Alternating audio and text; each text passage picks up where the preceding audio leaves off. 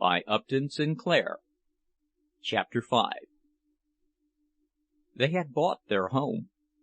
It was hard for them to realize that the wonderful house was theirs to move into whenever they chose. They spent all their time thinking about it, and what they were going to put into it. As their week with Aniele was up in 3 days, they lost no time in getting ready. They had to make some shift to furnish it, and every instant of their leisure was given to discussing this. A person who had such a task before him would not need to look very far in Packingtown. He had only to walk up the avenue and read the signs, or get into a streetcar, to obtain full information as to pretty much everything a human creature could need. It was quite touching, the zeal of people to see that his health and happiness were provided for. Did the person wish to smoke? There was a little discourse about cigars, showing him exactly why the Thomas Jefferson 5-cent Perfecto was the only cigar worthy of the name. Had he, on the other hand, smoked too much?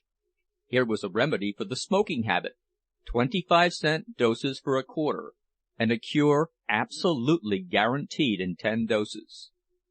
In innumerable ways, such as this, the traveler found that somebody had been busy to make smooth his pass through the world, and to let him know what had been done for him. In Packingtown the advertisements had a style all of their own, adapted to the peculiar population. One would be tenderly solicitous. "Is your wife pale?" it would inquire. "Is she discouraged? Does she drag herself about the house and find fault with everything? Why do you not tell her to try Dr. Lanahan's Life Preservers?" Another would be jocular in tone, slapping you on the back, so to speak.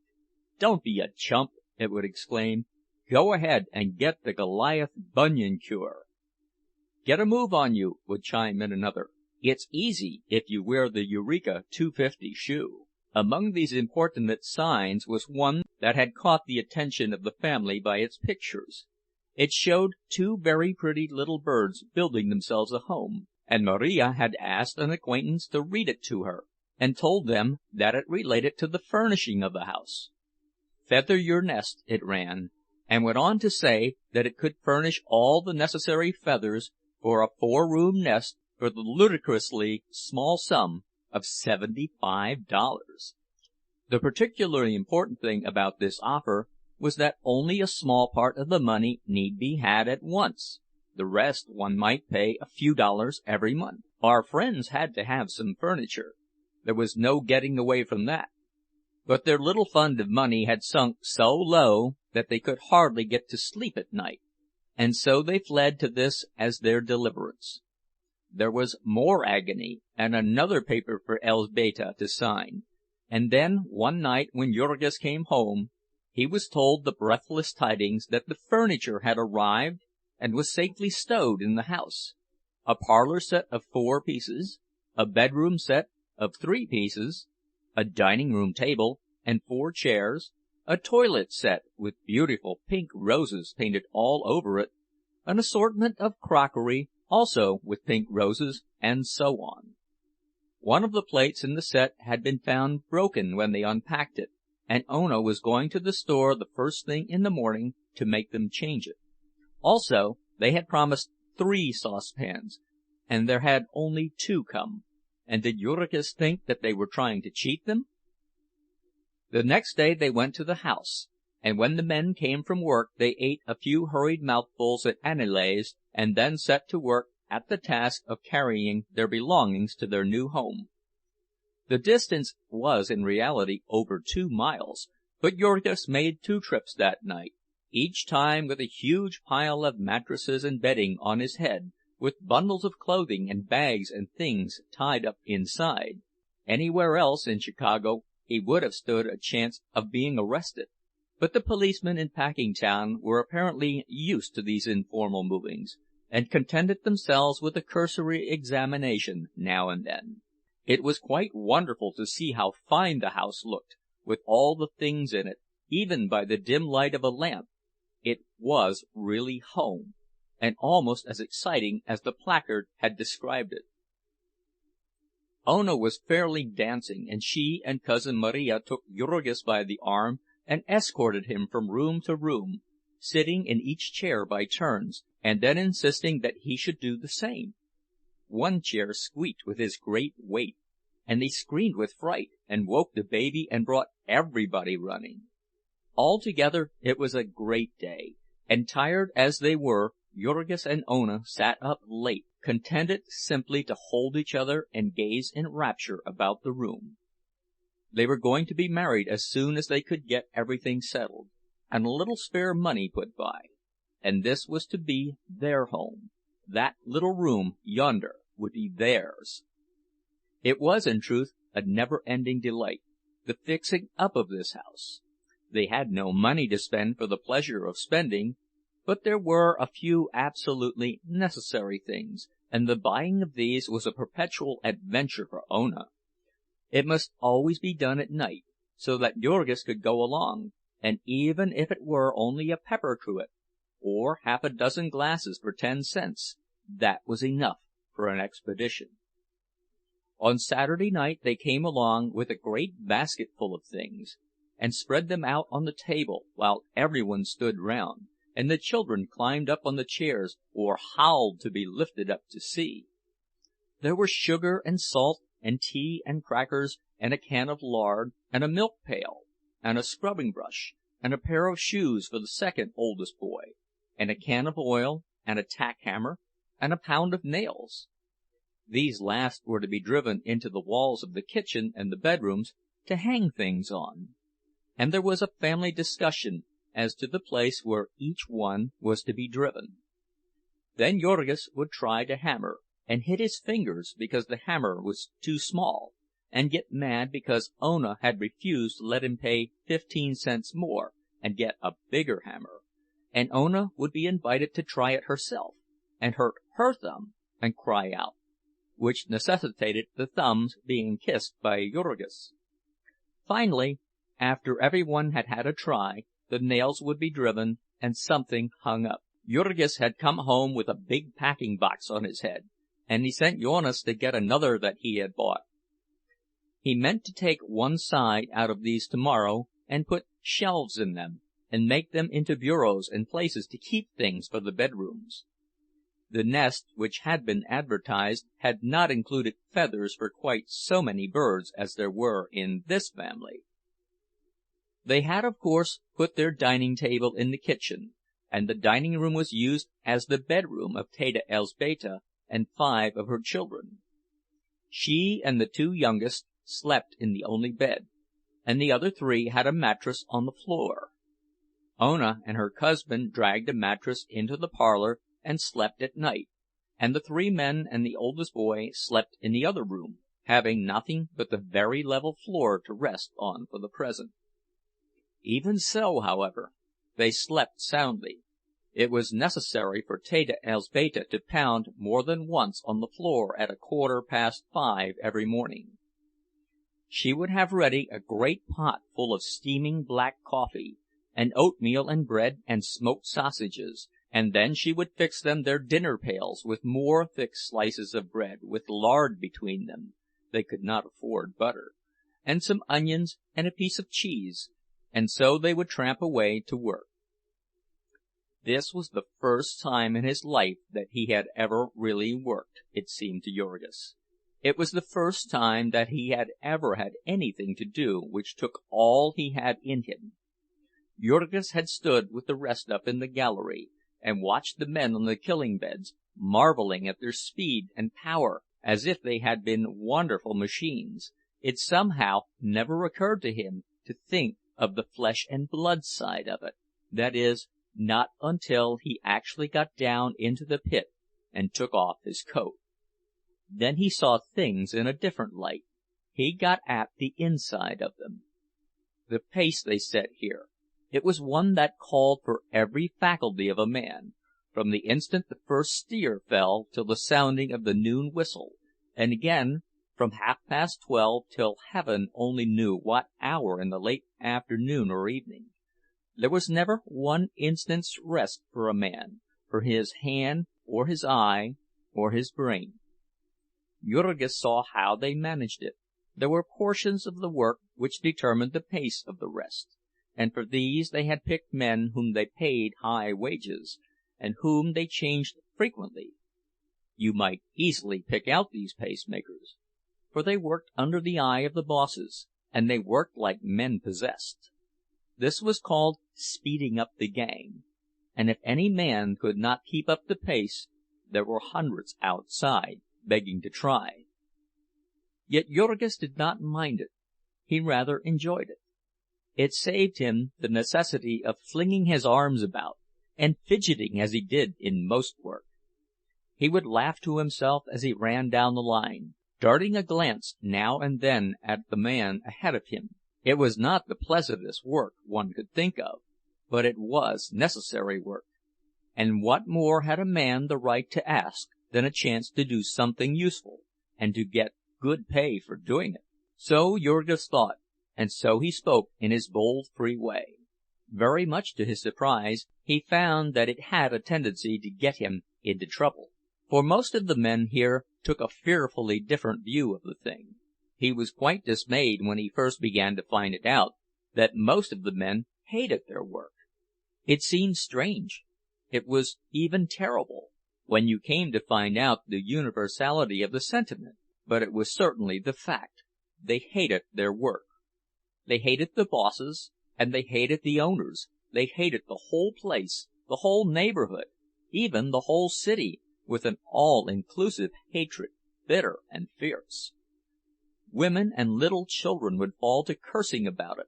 It was rotten, rotten as hell. Everything was rotten. When Jurgis would ask them what they meant, they would begin to get suspicious and content themselves with saying, "Never mind, you stay here and see for yourself." One of the first problems that Jurgis ran upon was that of the unions. He had had no experience with unions, and he had to have it explained to him that the men were banded together for the purpose of fighting for their rights. Jurgis asked them what they meant by their rights, a question in which he was quite sincere, for he had not any idea of any rights that he had, except the right to hunt for a job, and do as he was told when he got it. Generally, however, this harmless question would only make his fellow working-men lose their tempers and call him a fool.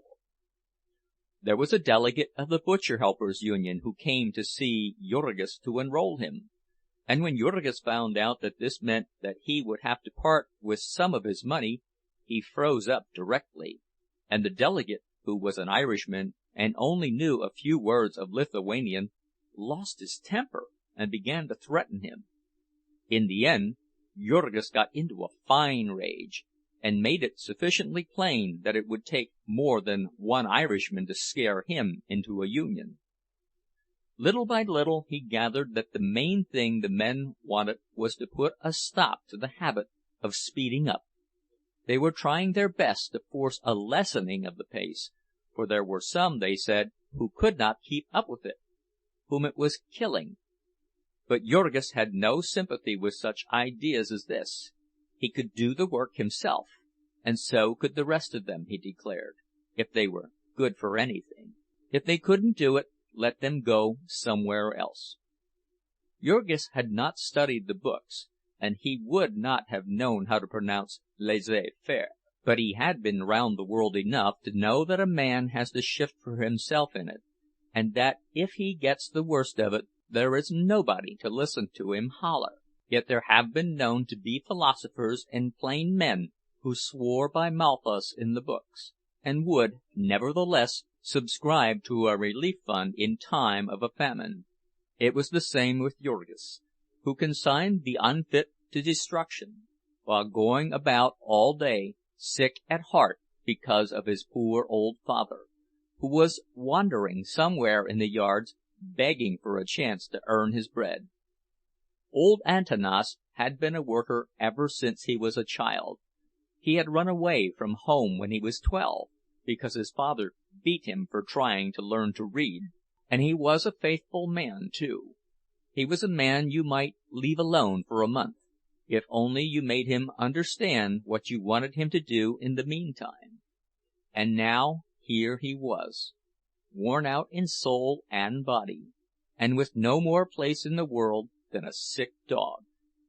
He had his home, as it happened, and someone who would care for him if he never got a job. But his son could not help thinking, suppose this had not been the case. Antanas Rudkus had been into every building in Packingtown by this time, and into nearly every room.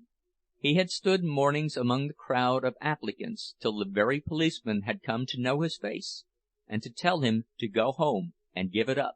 He had been likewise to all the stores and saloons for a mile about, begging for some little thing to do, and everywhere they had ordered him out, sometimes with curses, and not once even stopping to ask him a question. So, after all, there was a crack in the fine structure of Jurgis' faith in things as they are. The crack was wide while Dede Antanas was hunting a job, and it was yet wider when he finally got it. For one evening the old man came home in a great state of excitement, with the tale that he had been approached by a man in one of the corridors of the pickle rooms of Durham's, and asked what he would pay to get a job. He had not known what to make of this at first, but the man had gone off with matter-of-fact frankness to say that he could get him a job, provided that he were willing to pay 1/3 of his wages for it. Was he a boss? Antanas had asked, to which the man had replied that that was nobody's business, but that he could do what he said. Jurgis had made some friends by this time, and he sought one of them and asked what this meant. The friend, who was named Tamoszius Kuszleika, was a sharp little man who folded hides on the killing beds, and he listened to what Jurgis had to say without seeming at all surprised. They were common enough, he said, such cases of petty graft. It was simply some boss who proposed to add a little to his income. After Jurgis had been there a while, he would know that the plants were simply honeycombed with rottenness of that sort. The bosses grafted off the men, and they grafted off each other, and some day the superintendent would find out about the boss, and then he would graft off the boss. Warming to the subject, Tamoszius went on to explain the situation. Here was Durham's, for instance, owned by a man who was trying to make as much money out of it as he could, and did not care in the least how he did it. And underneath him, ranged in ranks and grades like an army, were managers and superintendents and foremen, each one driving the man next below him, and trying to squeeze out of him as much work as possible. And all the men of the same rank were pitted against each other. The accounts of each were kept separately, and every man lived in terror of losing his job, if another made a better record than he. So from top to bottom the place was simply a seething cauldron of jealousies and hatreds. There was no loyalty or decency anywhere about it. There was no place in it where a man counted for anything against $1. And worse than there being no decency, there was not even any honesty. The reason for that, who could say? It must have been old Durham in the beginning. It was a heritage which the self-made merchant had left to his son, along with his millions. Jurgis would find out these things for himself if he stayed there long enough. It was the men who had to do all the dirty jobs, and so there was no deceiving them, and they caught the spirit of the place and did like all the rest. Jurgis had come there and thought he was going to make himself useful and rise and become a skilled man, but he would soon find out his error, for nobody rose in Packingtown by doing good work. You could lay that down for a rule: if you met a man who was rising in Packingtown, you met a knave. That man who had been sent to Jurgis' father by the boss, he would rise. The man who told tales and spied upon his fellows would rise. But the man who minded his own business and did his work, why, they would speed him up till they had worn him out, and then they would throw him into the gutter. Jurgis went home with his head buzzing. Yet he could not bring himself to believe such things. No, it could not be so. Tamoszius was simply another of the grumblers. He was a man who spent all his time fiddling, and he would go to parties at night and not get home till sunrise, and so, of course, he did not feel like work. Then, too, he was a puny little chap, and so he had been left behind in the race, and that was why he was sore. Yet so many strange things kept coming to Jurgis' notice every day. He tried to persuade his father to have nothing to do with the offer, but old Antanas had begged until he was worn out, and all his courage was gone. He wanted a job, any sort of a job. So the next day he went and found the man who had spoken to him, and promised to bring him a third of all he earned, and that same day he was put to work in Durham's cellars. It was a pickle room, where there was never a dry spot to stand upon, and so he had to take nearly the whole of his first week's earnings to buy him a pair of heavy soled boots. He was a squeegee man. His job was to go about all day with a long-handled mop, swabbing up the floor. Except that it was damp and dark, it was not an unpleasant job in summer. Now Antanas Rudkus was the meekest man that God ever put on earth, and so Jurgis found it a striking confirmation of what the men all said, that his father had been at work only 2 days before he came home as bitter as any of them, and cursing Durham's with all the power of his soul. For they had set him to cleaning out the traps, and the family sat round and listened in wonder while he told them what that meant. It seemed that he was working in the room where the men prepared the beef for canning, and the beef had lain in vats full of chemicals, and men with great forks speared it out and dumped it into trucks, to be taken to the cooking room. When they had speared out all they could reach, they emptied the vat on the floor, and then with shovels scraped up the balance and dumped it into the truck. This floor was filthy, yet they set Antanas with his mop slopping the pickle into a hole that connected with a sink, where it was caught and used over again forever.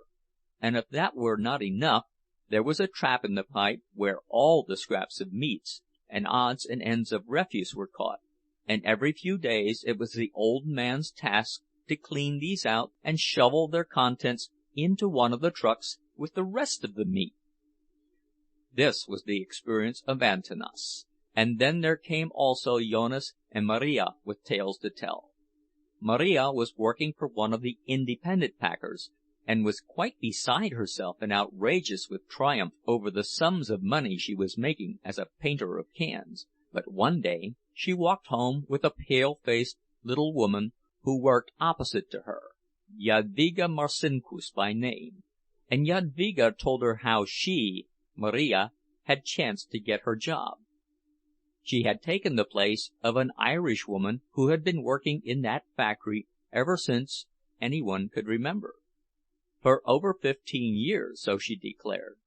Mary Dennis was her name, and a long time ago she had been seduced and had a little boy. He was a cripple and an epileptic, but still he was all that she had in the world to love, and they had lived in a little room alone somewhere back of Halsted Street, where the Irish were.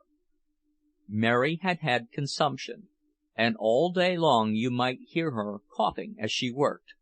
Of late she had been going all to pieces, and when Maria came, the forelady had suddenly decided to turn her off. The forelady had to come up to a certain standard herself, and could not stop for sick people, Jadwiga explained. The fact that Mary had been there so long had not made any difference to her. It was doubtful if she even knew that, for both the forelady and the superintendent were new people, having only been there 2 or 3 years themselves. Jadwiga did not know what had become of the poor creature. she would have gone to see her, but had been sick herself. She had pains in her back all the time, Jadvyga explained, and feared that she had womb trouble. It was not fit work for a woman, handling 14-pound cans all day. It was a striking circumstance that Jonas, too, had gotten his job by the misfortune of some other person. Jonas pushed a truck loaded with hams from the smoke rooms onto an elevator, and thence to the packing rooms.